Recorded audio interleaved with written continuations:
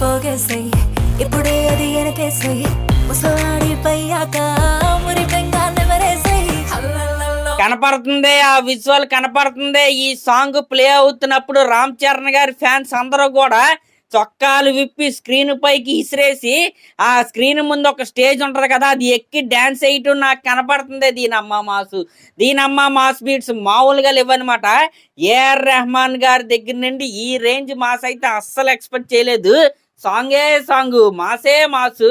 Song విన్న first 1 minute ఇదేంట్రా దెబ్బేసాడా ఏదో తేడా కొడుతుంది అనిపించింది. ఎప్పుడైతే ఆ 1 minute తర్వాత హల్లల్లో అంటూ బీట్ స్టార్ట్ అయిందో ఇంకా అక్కడి నుంచి సాంగ్ లాస్ట్ వరకు ఏఆర్ రెహమాన్ గారు అయితే ఇచ్చి పడేశాడు.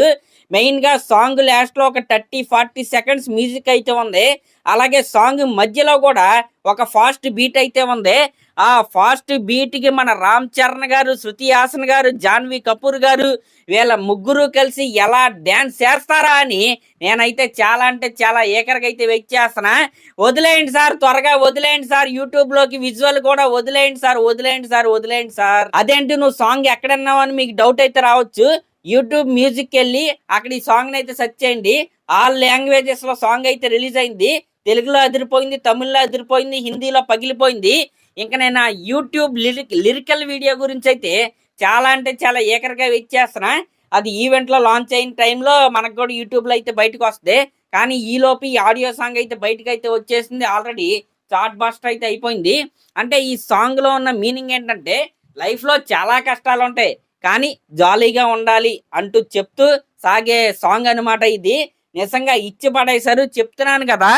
మెయిన్ గా మధ్యలో వచ్చే బీట్స్ కి సాంగ్ లాస్ట్ లో ఉన్న బీట్స్ కి రామ్ చరణ్ గారు డాన్స్ ఎలా వేస్తారు దానికోసం అయితే నేనైతే చాలా అంటే చాలా ఏకరగా వెయిట్ చేస్తున్నా. ఇంకా హీరోయిన్స్ యొక్క లిరిక్స్ కూడా చాలా అంటే చాలా బాగున్నాయి అనమాట. అఫ్ కోర్స్ స్పెషల్ సాంగ్ అంటే ఎలా ఉంటాయో ఆ లిరిక్స్ కూడా అలాగే ఉన్నాయి. అయితే జాన్వీ కపూర్ గారికి ఒక లిరిక్, అలాగే శృతి హాసన్ గారికి ఒక లిరిక్, ఆ విధంగా అయితే సాంగ్లో అయితే ఉండబోతుంది. ఆ విజువల్ గురించి నేనైతే చాలా అంటే చాలా ఏకరగా అయితే వెయిట్ చేస్తున్నా.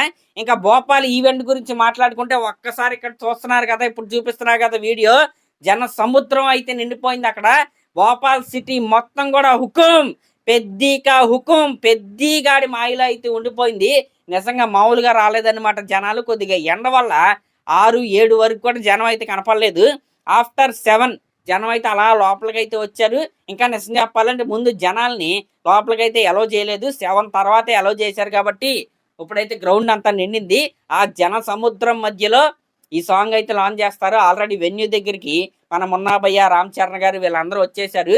ఇంకా మిగిలిందల్లా ఎంట్రీ ఇవ్వటమే. ఇంకా పెద్ద సినిమా హర్డిల్స్ గురించి మనం ఇందాక వీడియోలో అయితే మాట్లాడుకున్నాం. ఎటువంటి హర్డిల్స్ లేకుండా జూన్ 4వ తారీఖున సినిమా అయితే రిలీజ్ అయింది. ఇందాక ఒక లెటర్ కూడా రిలీజ్ చేశారు వీళ్ళందరూ కలిసి.